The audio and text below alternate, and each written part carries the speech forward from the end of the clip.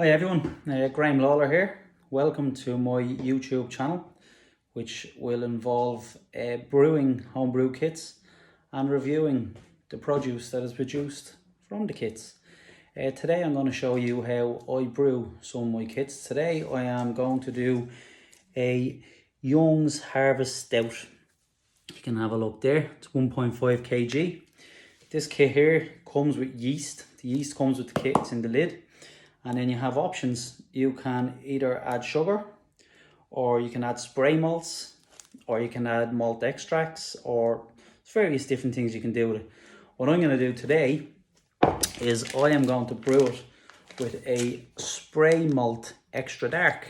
The reason I'm going to do this, it'll make it richer, give it more of a head and more body. What I'm trying to achieve.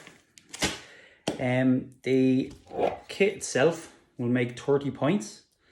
It will be 4.8% on average. Now, if you want a stronger point, you can make 28 points instead of the 30. It'll give you probably about 5.5. If you want, you can add 32, 33, reduce down to about 4.1%.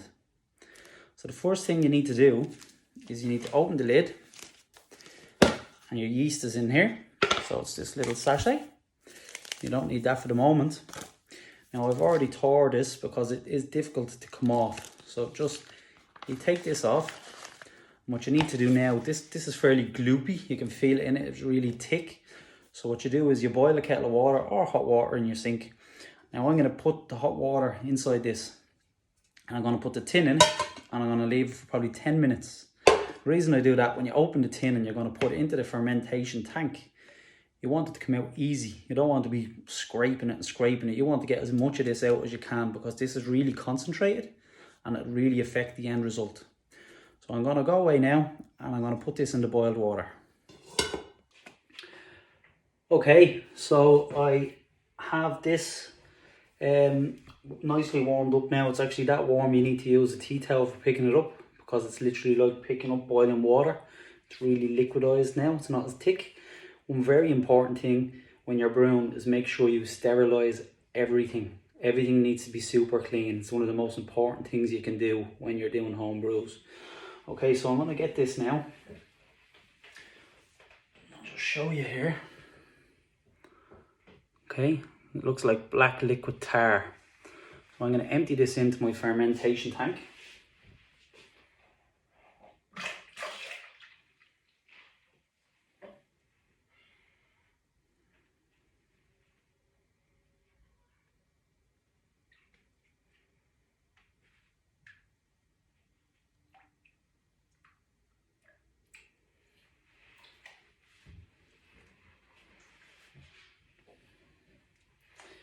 Now, in order to make sure I get every bit of this, what I've done is, I have a kettle boiling beside me.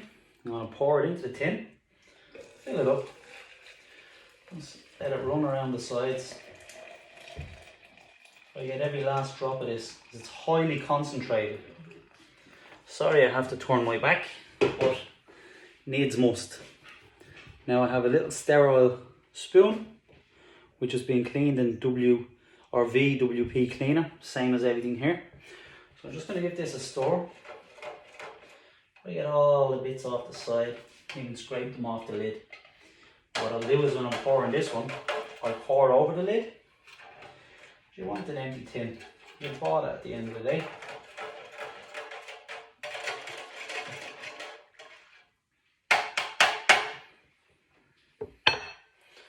Always remember, tea towel. You won't be able to brew with burnt hands. So now, get the tin. What I'll do is I'll pour it over the lid, so all that's on the lid will also end up. Okay. Clean sweep, not a dribble left. That's what you need. So now I have that in there. I'll get my sterilised stirring stick. Give it a good stir. The extra hot water I added in for cleaning out the can has made this easier to stir. And I also had added in couple of litres of hot water first, just to help dissolve it. Just do that for 30 seconds to a minute, just so you feel that it's gone nice and easy to store. You can actually smell that. It smells like if you live in Dublin here like myself, when you drive down by the Guinness's brewery, sometimes you get that real hoppy smell or burning smell of barley and oats and things. That's exactly the whiff I'm getting here. So what I'm going to do now, with my sterile scissors, I cut open the bag. Notice I'm saying sterile here. Sterile is very important. I can't specify that enough. Now I'm going to put the spray malt extra dark in. Empty the whole bag in. Be very careful not to drop the bag in.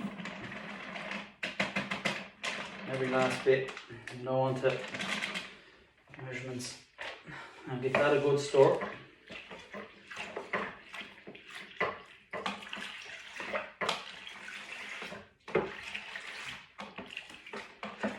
Smell that.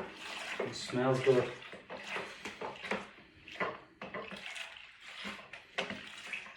The beauty about this stirring stick is it's not just like a wooden spoon. It has holes in it.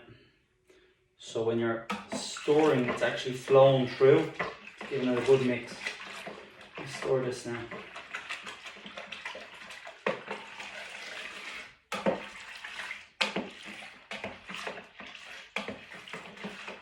Good mix. I don't want any lumps.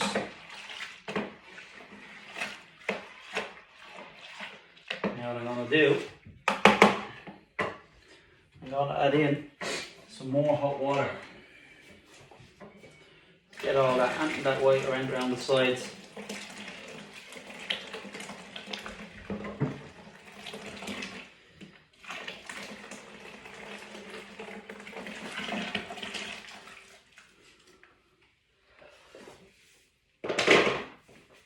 Give it another stir.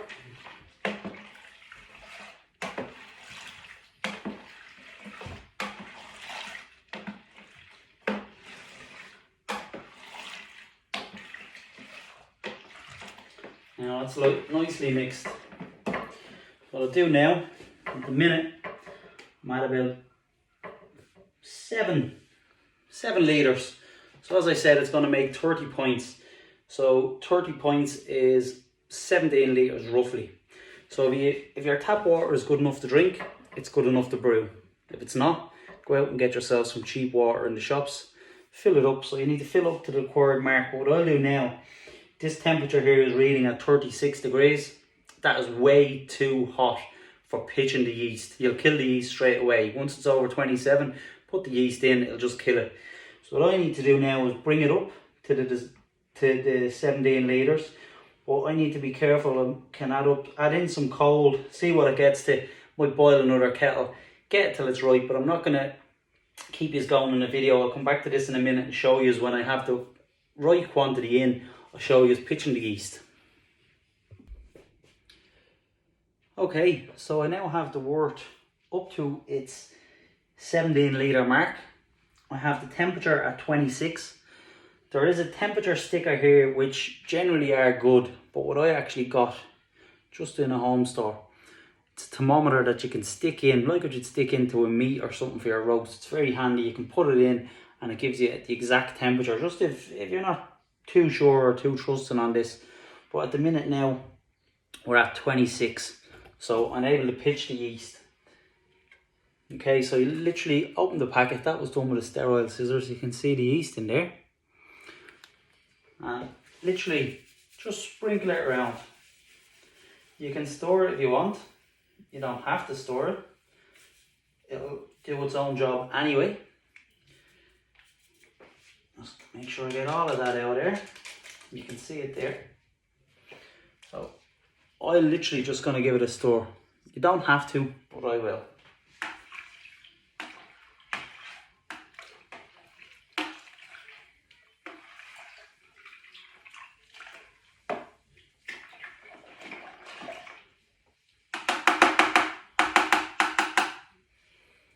Now, something else I did, which would be too hard to explain was I took a hydrometer reading.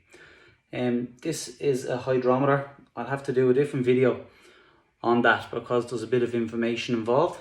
It basically tells you what the alcohol contents are going to be and when it's ready to bottle and stuff like that.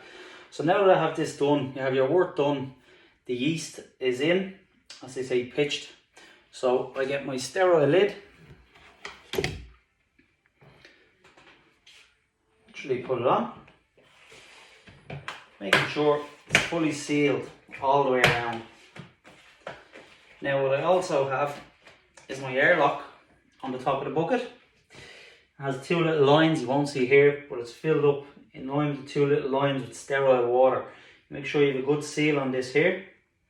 So what will happen is when this starts fermenting, the air will come out through here and out the top, but it'll stop any air coming in to your wort and contaminating it.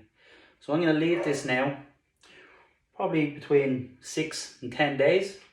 Ideally, I don't want the temperature getting too low, so I'll have it here. And I'm lucky enough that there's a stat in the room here in the heating, so the room temperature will never get below 20 degrees. So it's ideal for home brewing. So I'll do a follow-up video when it's brewed, and I'll do a tasting and let you know what it's like. I already have a Cooper's Irish Stout in a barrel now, just maturing, which I will be reviewing soon enough. So if you like the video or know someone else who might like the video, like, share and subscribe. Thanks for watching. Bye.